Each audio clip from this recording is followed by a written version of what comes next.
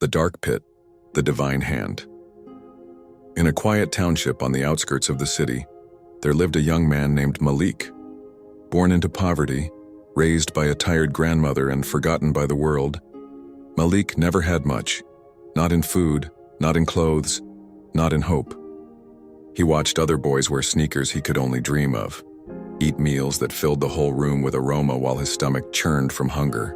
At school, they laughed at his torn uniform. When it rained, he stayed home because his only shoes soaked through. At 15, Malik stopped praying. "If God is real," he whispered one night, "he doesn't live around here." By 18, Malik had joined a local gang, not because he was evil, but because he was empty. They offered food, money, a place to belong. All he had to do was carry packages, threaten people, and shut his conscience off. And he did. Day after day, he ran drugs. He broke into homes, he even fought a man over a few dollars. But every time he was alone, he felt a strange ache in his chest, something deeper than guilt. A part of him whispered, "You weren't born for this." He tried to silence it. One night, Malik and 2 other gang members were sent on a robbery, an old man known to hide cash in his shack. It was supposed to be simple, but when they broke in, the old man didn't scream. He turned and said calmly, "You can take the money. But first, let me pray for you." Malik froze. The other 2 laughed. "Pray? In this dump?" But the old man looked straight into Malik's eyes and said, "Son, you're not as far gone as you think. There's still a hand reaching for you. Don't die with dust in your soul." Those words pierced something deep. Malik couldn't finish the job. He ran out. The others cursed him, called him weak, even threatened him, but he never went back. That same night, something strange happened. He walked the streets for hours, no destination, no plan. Then he passed a small church, one he had mocked as a kid, and felt a pull so strong he couldn't resist. He walked in. It was late.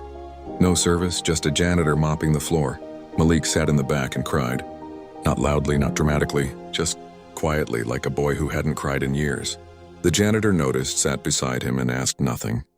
After a few minutes, he simply said, "I don't know what you've done, but I know who can clean it." He gave him a Bible, worn, old, pages folded. Then he prayed for him. That night, Malik didn't sleep. He read the Bible cover to cover, starting from Psalms. The Lord is close to the brokenhearted and saves those who are crushed in spirit. He didn't fully understand it, but it felt like someone understood him. Over the next few months, Malik began changing. He returned to the church. The pastor welcomed him. He confessed everything, the crimes, the lies, the darkness. They didn't judge, they listened, prayed, fasted with him. He turned himself in for the robbery. Instead of prison, he was sentenced to community service thanks to the old man he tried to rob, who told the court, "Give the boy another chance. He's already been in prison."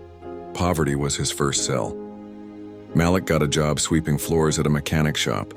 He stayed out of trouble, went back to school, eventually started sharing his story in youth centers. And every time someone asked, "How did you change?" he would smile and say, "I saw proof that God exists, not in lightning or thunder, but in mercy. In the chance to start over when you don't deserve it." Today, Malik is a counselor, a preacher, a voice for lost boys who think poverty is a death sentence. He tells them, 1, you were born in struggle, but not for struggle. The world tried to bury you, but God still knows your name. If I escaped the pit, and you can too.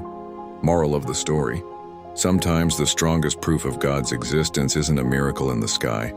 It's a broken person, made whole, a guilty heart, forgiven.